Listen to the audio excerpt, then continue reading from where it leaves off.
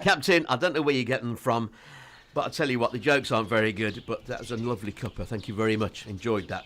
And I'll tell you what was good as well, that chorizo stew that you told us about last week. Great recipe. Can't wait for this week's recipe. Well, good man. I enjoyed it as well. It's one of my favourites, but you'll have to wait till the end of the show for the recipe. Okay, so what are we talking about this week then? Do you like spicy food? I do. I like it. I like a nice curry. Okay, well, this is going to be right up your street then. A couple of years ago, I went down to see this old mate of mine. He's a muso. Yeah. He lives down in Dorset. Yeah. And while we're down there, he introduced me to a couple of people who'd grown the hottest chilli in the world. Well, I thought isn't that something called the Scotch bonnet or something like that? No. Huh. No, it wasn't. It's not. This was called the Dorset Naga. Oh. And at the time, Yeah. it measured over 1 million on the Scoville scale. Okay, I have to ask the question. What's a Scoville scale? Yes, I knew you would. Okay, been reading my books again. Round about the turn of the century, there was a bloke called Wilbur Scoville. Wilbur Scoville. Who calls a baby Wilbur? Wilbur Scoville, right? And he invented a way of measuring the amount of capsaicin, which is the stuff that burns your mouth. Right. And the normal jalapeno chili that we get in the shops is usually about 10,000 on the scale. Is it really? See, I'm asking and nodding and saying yes as if I'm so knowledgeable. I haven't got a clue.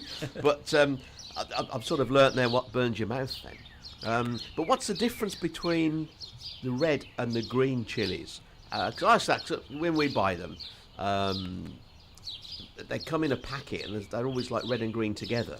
So is there any difference in the... Well, as far as I know, the red chilies are actually ripe green ones.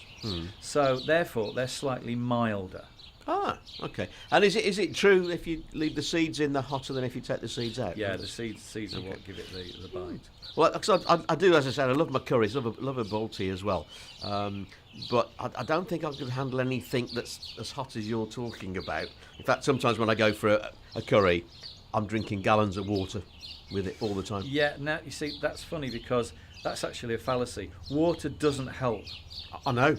I found that one out. The best thing to drink is a milk-based drink because it's the casein, which is a protein, which breaks the bond between the pain receptors in your tongue and the capsaicin. Ah, that explains something then, because I've noticed sometimes when we've been in the Indian restaurant that some people have jugs of what looks like a banana milkshake sort of drink. Yeah. So that must be... That's right. It's called lassi. Lassie. Lassie. There's a little dog on the TV when I was a lad. So that's an interesting chemistry lesson there. So that's done that one for the day. You're very knowledgeable, you aren't you? Yeah, I mean, it's quite fascinating, actually. I mean, chilies, they're quite easy to grow, and a lot of people can grow them on their windowsill. I mean, really? They're like a perennial houseplant.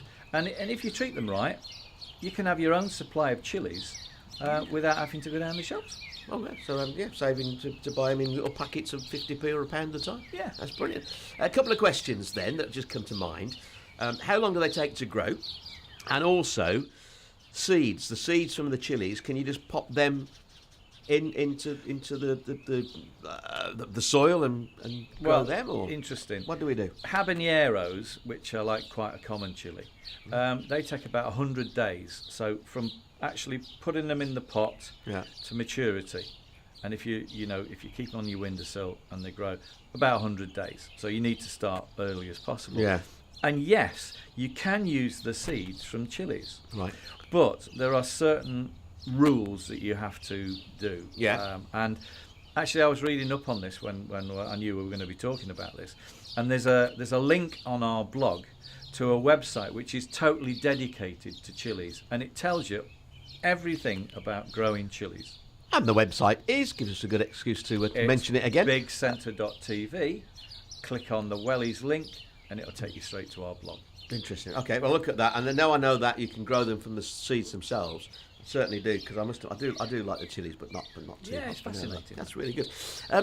Limited space. If we've got limited space, like maybe some of these new houses, certainly they're throwing up these days. You walk out to the back door and there isn't really a garden. So if you've got limited space or you haven't got an allotment, is there anything we can do about that to grow our fruit and veg? Well, yeah. I mean, this is an interesting one as well. You know, me and my reading up on things. Yeah. There's a special thing called square foot gardening. Okay. What it is, it's a raised bed. You make it 4 feet by 4 feet. Yeah. And 12 inches deep. Now you can make it from timber, or you can make it from bricks, or however you want, really. You know, reclaimed stuff. Mm-hmm. If you've got a small garden, it's absolutely perfect. And what you do is you divide it into 12-inch squares. Right. So you can get twine, or you can get bamboo canes, and actually you mark it out. So then you end up with 16 12-inch squares in that 4x4 frame. All right. Okay. The clever thing is, you're making the most out of a small space, because you can plant a larger plant in the middle. So something like, say, broccoli, if you want to grow broccoli, or kale, or cauliflower even. So you put one plant, bearing in mind it's in the toilet roll that we grew, that we did earlier. Yeah. So all you do is you get your trowel, you make a hole in the middle and put it in when it's ready sprouted. And then round the edge, you can plant smaller stuff. So things like perpetual spinach, carrots, turnips, even herbs, parsley, things like that. And it's you get 16 different kinds of produce from 16 square feet of space. It's brilliant. Fantastic. It's perfect for smaller gardens and patios. And can you tailor it to make to the size that you have? So if it's a little bit smaller, it doesn't matter. No, as long as you keep the rule that you never make it. The reach across is never bigger than 4 feet. So if you can get all the way around it, 4 feet. If you can't, 2 feet, because your reach, is not longer than 2 feet. And you should never ever stand on it. Right. Because it compacts the soil. The whole idea is once you've put the soil in and you've turned it over and you've got air into it, you leave it, and the plants will grow better like that. Okay. So I can make that make sense now. So you can everything's within easy reach. Yeah. Easy gardening. Yeah. Fantastic. And on that note, I can feel another Captain Tongo's top tip coming on. So how do we keep the birds off them? Now you see, there's another one. Well, over the years, I've suffered from these pests and creatures and what have you, and I've come up with a couple of interesting ones, and also got advice from people and ideas. So what we'll do is we'll go over to the bench, and I'll show you a couple of ideas that we've developed for keeping the birds off. Fantastic. Right then, GJ. So, how do we scare birds? I know. You've been doing it all your life. I know that. Right, here we go. Simple one, this. Yep. But a bit of a challenge. Okay. Okay. So, supermarket bags. We've all got them. Dead easy. What we do? Sharp knife. Yep. Sharp knife. Be careful. Fingers.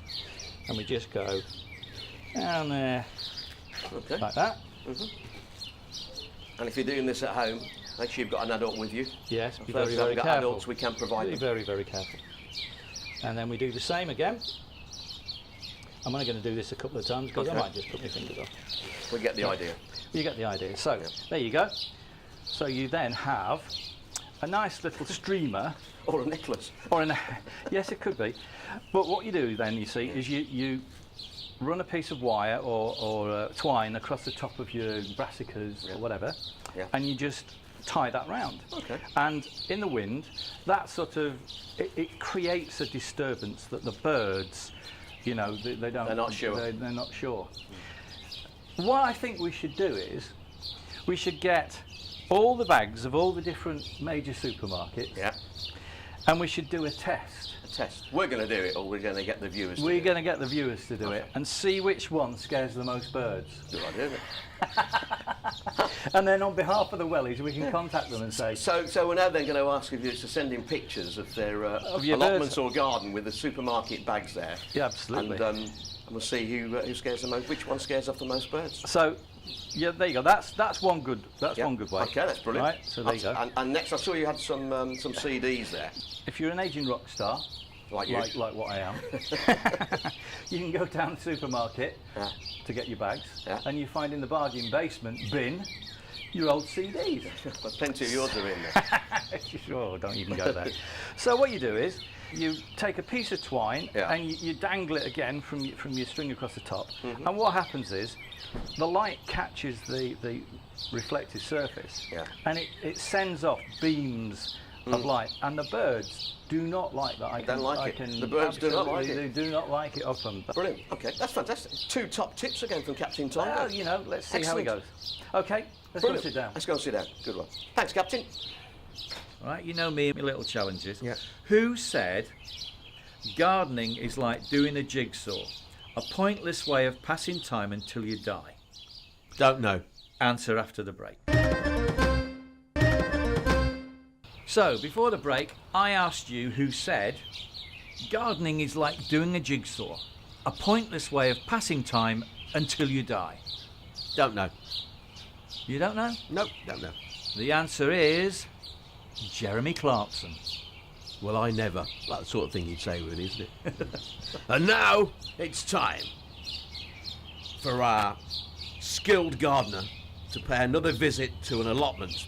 Some say he cuts the crusts off his sandwiches. And some say he eats 2 bowls of compost for breakfast. It is Captain Tongo.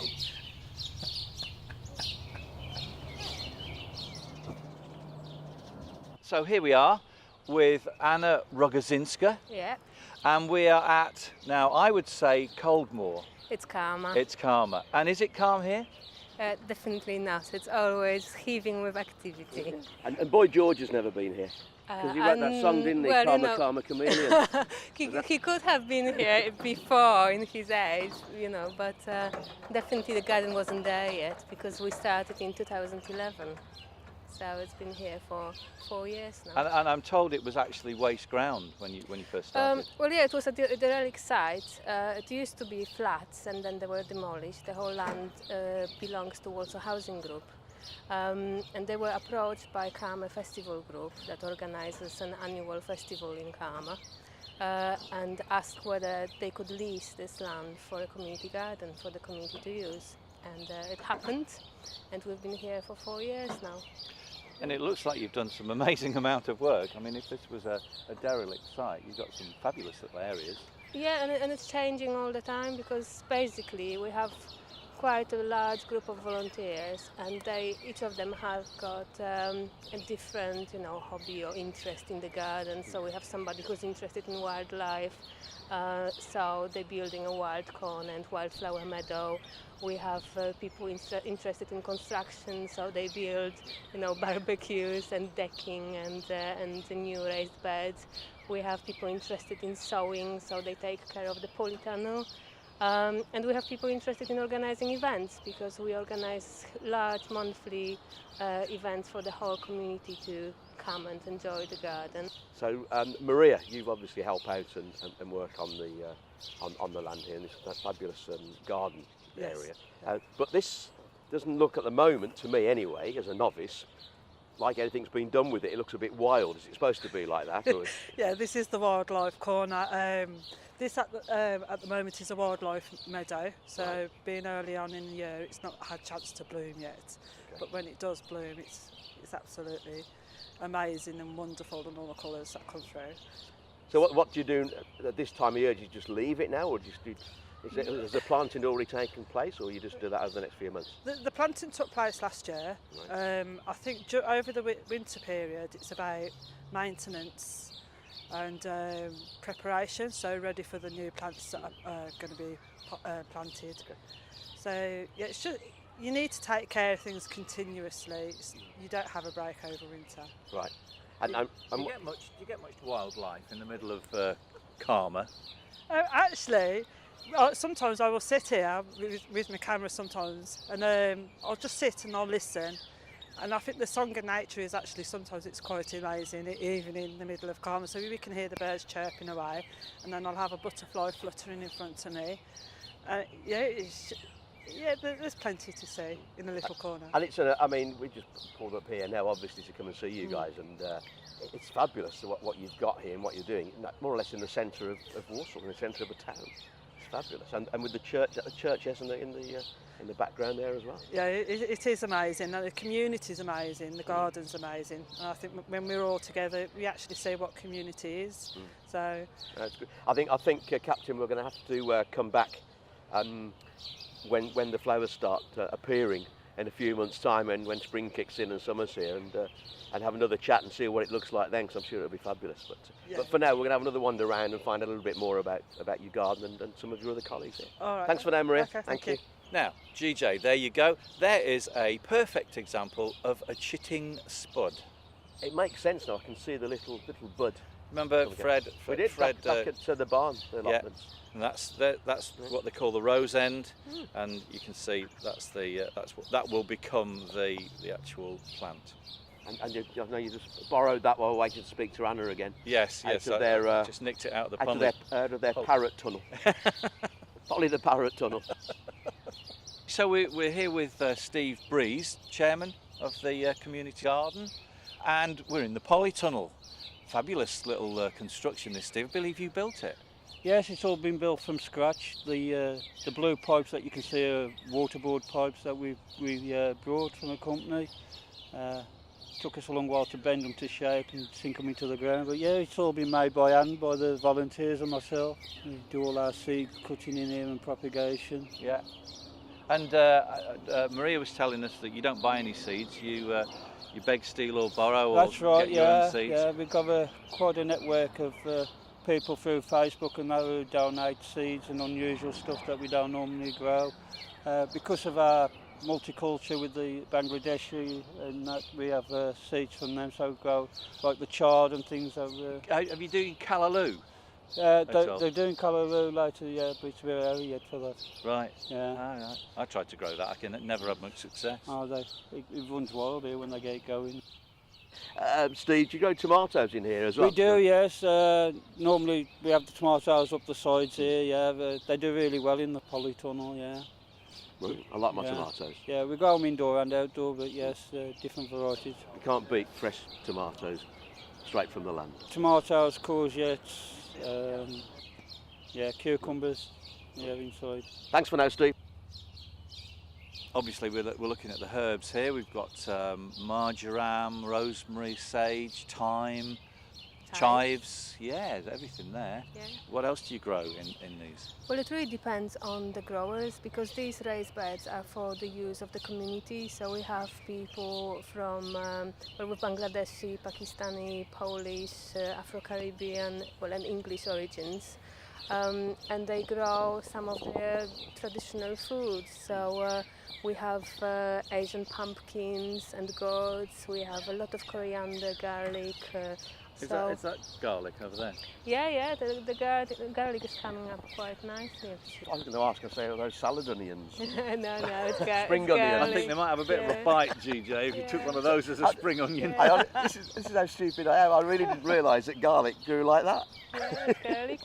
Thanks for inviting us down. We've had a great time. Yeah, Thank you for Some coming. interesting stuff. And we'll be back soon. We'll be back. We'll be back. And if I can invite everybody to our first open day of the season, which is on the 21st of March, Saturday, between 12 and 4 o'clock, and it's called English Roots. You just have. Brilliant. Thank you, you. Anna. Thank you, Anna. Thank you. Well, we had a lovely day down at Colmer, and thanks again to Anna and everyone we met down there. We'll definitely be back. Right then, Captain, it's recipe time. Something spicy, perhaps. Not wrong there, mate. This week, I'm going to go for a special chili con carne. Ah, I love chili con carne. But this one's got chocolate in it. Chocolate? I've never heard of that. Is it like, I can picture it now, a big bowl of chili with 2 flakes of chocolate stuck in like a 99. Do you know, I knew you were going to say that. No, it hasn't. Oh. It's got dark chocolate. It's fantastic. It gives it a real sort of luscious flavour to it. I can't wait to do that, because I've never heard chocolate in chili before, and I love chili. But can I give, you normally do top tips. Yeah. Can I give a top tip? Yeah. Is that all right? Yeah. Mrs. GJ and myself, whenever we have a dish that would normally have rice to accompany it, like chili and rice, because rice actually isn't very good for you, it puts on weight and inches because it's just full of sugar and it has no nutritional value whatsoever. We substitute the rice for mashed cauliflower. It's brilliant. Boil your cauliflower, mash it up with a bit of butter, a bit of salt and pepper, and I promise you it's delicious and it's healthy and you won't put on weight. That's a great tip, and we can grow it in our 4-square garden. Wow, I'm impressed, GJ. See, you're not the only one that's got top tips, mate, I tell you. Right then, so it's Wellies of the Week time. So let's see the Welly wall and who's on it this week. And tune, what top gardening tune have we got this week? Because you're the music man. Come on, GJ, there's only one choice we could have. It's the Red Hot Chili Peppers, Californication. Genius. And this week's winner is Fiona Callahan from Four Oaks. Congratulations, Fiona. And keep sending your pictures in of your wellies, so you can see your wellies on the telly, to thewellies@bigcentre.tv. And again, email us the same address if you'd like the captain and myself to come round to your garden, your allotment, or wherever you grow your produce. And if you've got any suggestions of garden-related songs, we'd love to hear from you. Send them to the same address, thewellies@bigcentre.tv. That's it for another week, Captain. Really enjoyed it. Some top tips from both of us this week. Yeah, fantastic. And look forward to doing it all again next week. Can't wait.